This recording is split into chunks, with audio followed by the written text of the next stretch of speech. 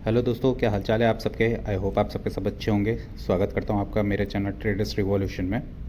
और ये आज स्टॉक मार्केट बिगनर्स का पार्ट 2 होने वाला है, जिसका मैंने आपको बताया था कि कैंडल स्टिक से हम लोग इसका आगे सेकंड वीडियो बनाएंगे। तो वो सेकंड वीडियो आ गई है कैंडल स्टिक से रिलेटेड। पहले मैं आपको थोड़ा बहुत नॉर्मल बता देता हूँ, उसके बाद फिर इसके पैटर्न के बारे में जानेंगे।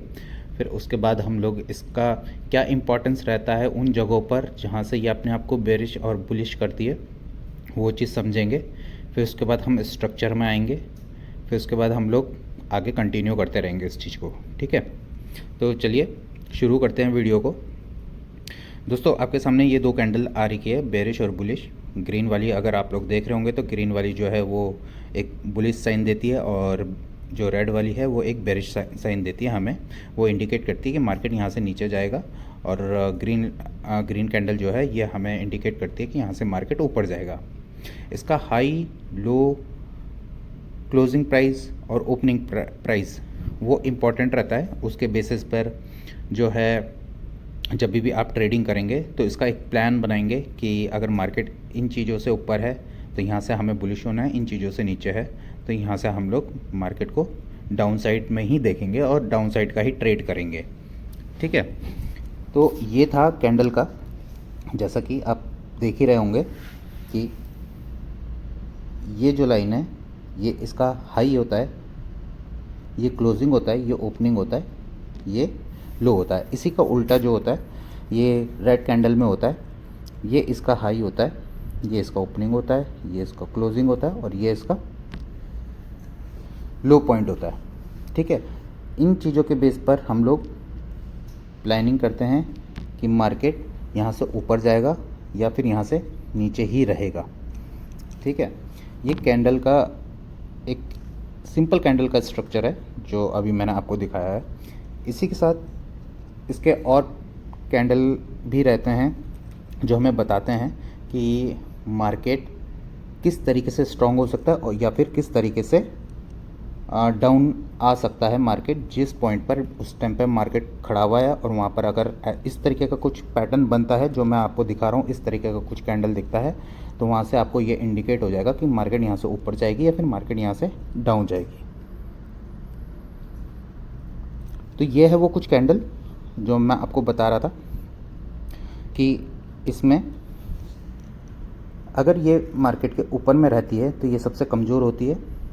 ये इनडिसीजन क्रिएट करती है, यानी कि इसमें जो भी बायर्स या फिर सेलर्स रहते हैं इनका उस टाइम पे कोई डिसीज़न नहीं रहता, कन्फ्यूज़न में रहता है। यहाँ पर हम लोग मार्केट को कुछ नहीं करते, ना कुछ प्लान बनाते हैं। इसके हाई और लो के बेसिस पर इस पर काम किया जाता है।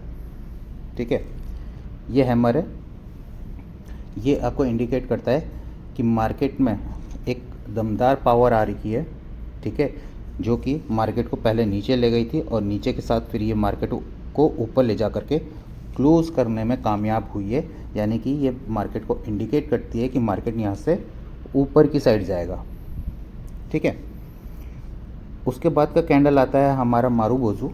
मारुबोजू आपको ये इंडिकेट करता है कि हाँ, कि अब मार्केट में पूरा का पूरा बायर्स का पावर है, बायर्स के कंट्रोल में है मार्केट, और यहाँ से मार्केट और ऊपर जाने को देखेगा। ठीक है, यहाँ से मार्केट और ऊपर जाने को देखेगा। ये होता है मारुबोजू का काम, जो कि कंफर्मेशन देता है आपको कि मार्केट यहाँ से तो और ऊपर जा सकती है। उसी तरीके से बेरिश का रहता है दोस्तों।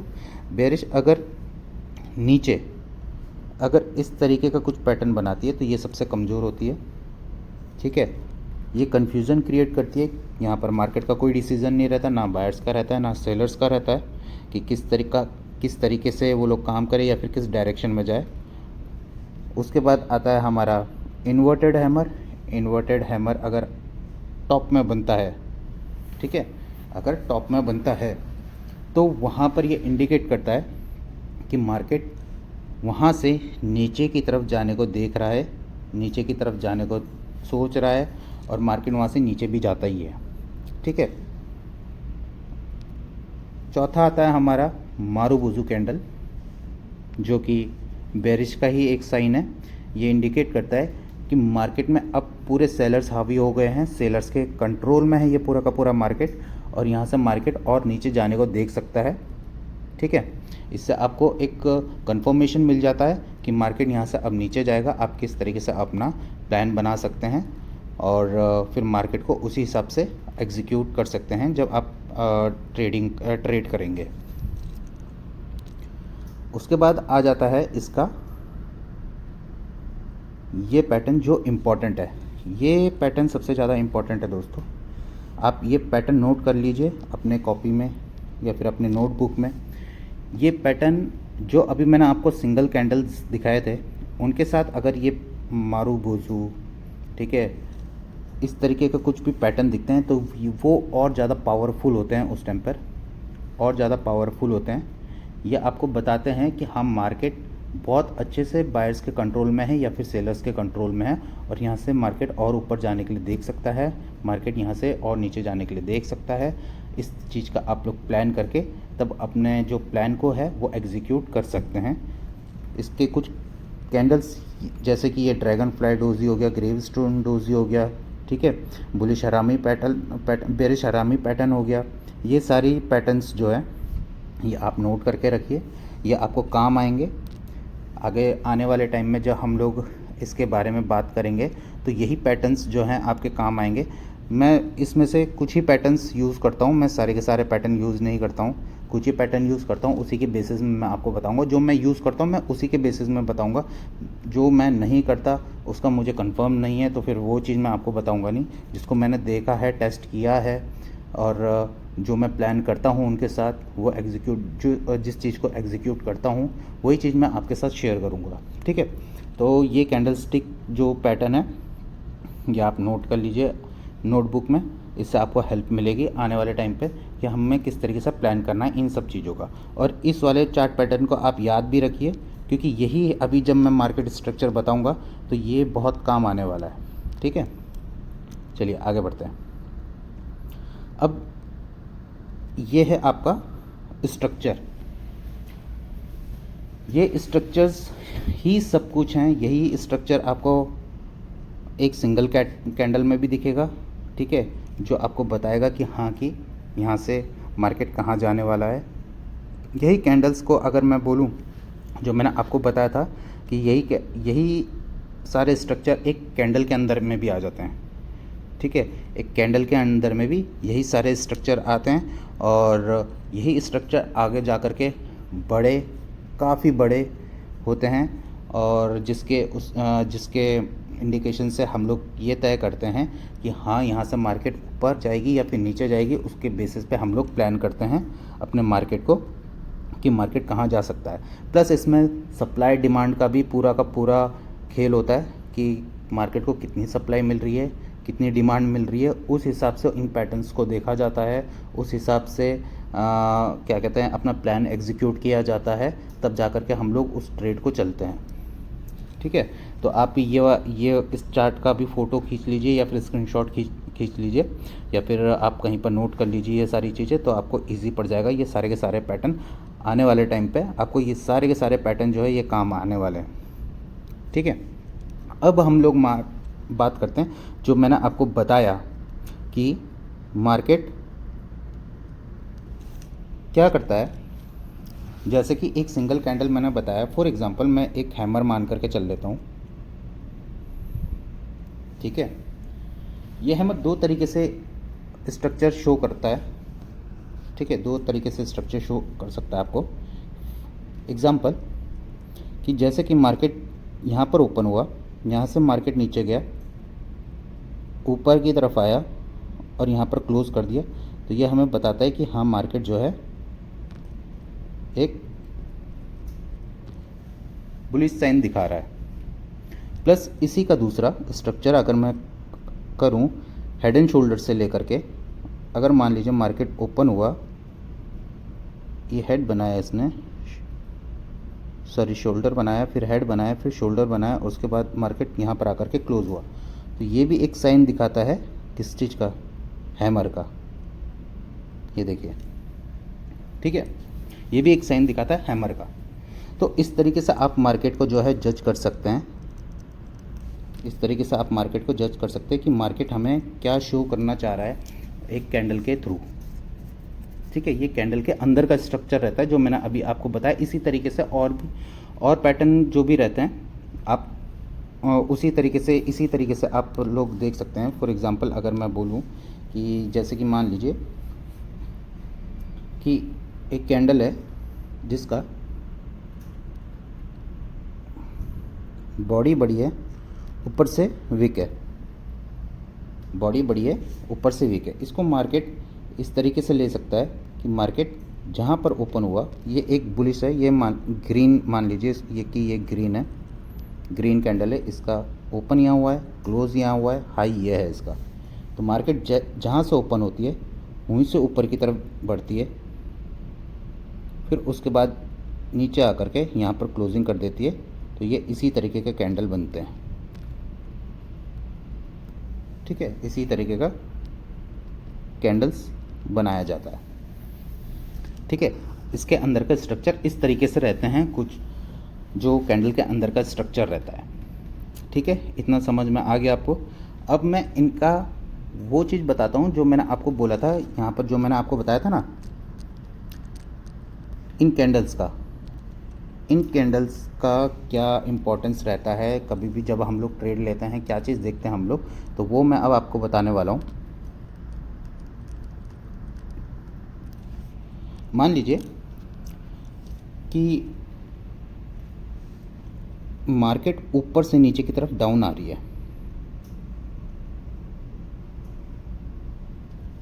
ठीक है। अब यहाँ पर मार्केट ने क्या करा कि यहाँ पर मार्केट ने एक बेरिश एंगल्फिंग दिखाया, जो कि मैंने अभी आपको दिखाया था चार्ट में।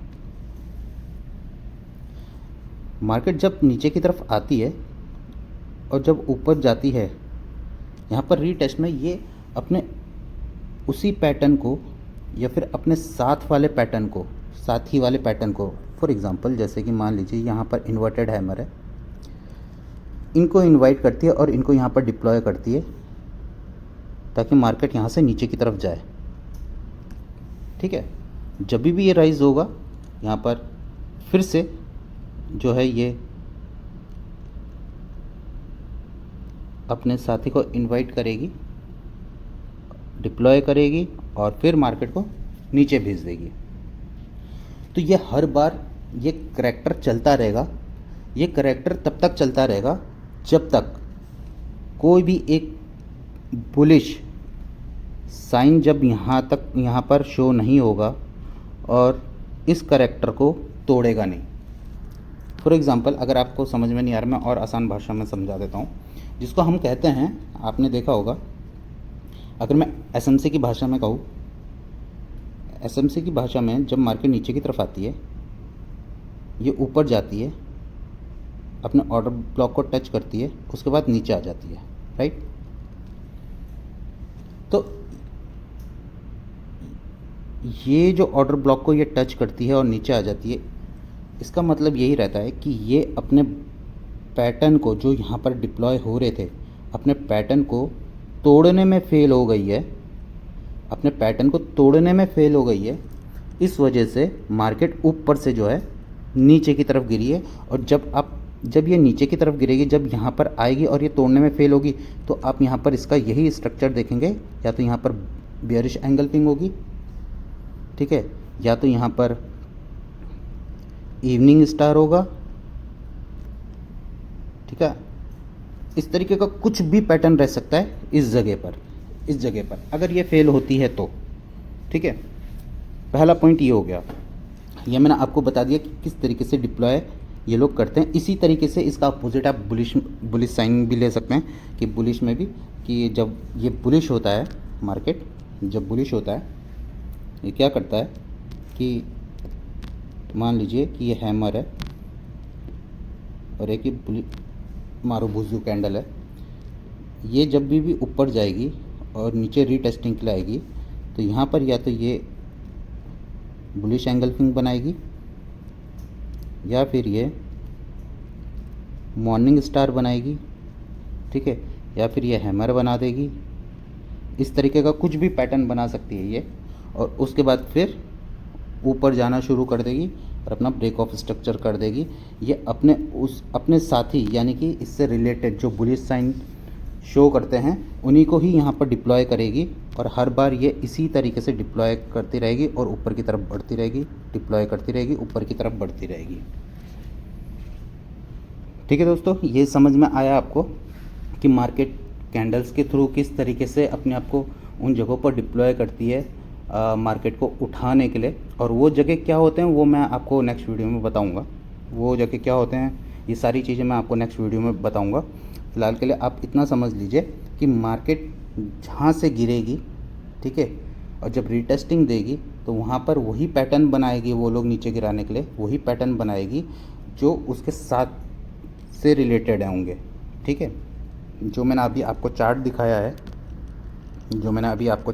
है, ये इसमें जितने भी बुलिश वाले साइन हैं, बुलिश बुलिश बुलिश बुलिश, ये सारे उसी जगह पर काम करेंगे। यानी कि ये एक जैसा आर्मी होती है ना, ये इनकी आर्मी है, तो ये वहाँ पर अपने हर एक कैंडल्स, हर एक पैटर्न को उधर पे डिप्लॉय करेंगे जहाँ से मार्केट को उठना होगा। हर एक कैंडल को वहाँ पर डिप्लॉय करेंगे जहाँ से मार्केट को उठना होगा। ठीक है, वैसी बैरिश की जो आर्मी रहती है, बैरिश पैटर्न की जो आर्मी रहती है, ये वहीं पर ही डिप्लॉय करेगी उस पैटर्न को जहाँ से मार्केट को नीचे गिरना होगा, ठीक है। तो ये कैंडल स्टिक आई होप आप लोगों को समझ में आया होगा, और वीडियो भी अच्छी लगी होगी तो वीडियो को लाइक और सब्सक्राइब करना ना भूलिएगा। तो फिर नेक्स्ट वीडियो में मैं आपको इनका सप्लाई डिमांड के बेसिस पर कॉन्सेप्ट बताऊंगा कि किस तरीके से और किस जगह पर ये लोग अपने आप को बनाती हैं, ठीक है, और किस तरीके से ये लोग मतलब कि अपने करैक्टर को चेंज करती हैं, क्या चीज़ें रहती है जब ये करैक्टर चेंज करती है या फिर फेल होती है तब क्या होता है। ठीक है, सप्लाई और डिमांड के बेसिस में किस तरीके से हम लोग इसको देख सकते हैं। तो ये सारी चीज़ें जो है मैं आपको नेक्स्ट वीडियो में बताऊंगा। तो तब मिलते हैं नेक्स्ट वीडियो में, तब तक के लिए आप लोग अपना ख्याल रखिएगा। और वीडियो अच्छी लगी होगी तो वीडियो को लाइक और सब्सक्राइब करना ना भूलिएगा मेरे चैनल को, ठीक है।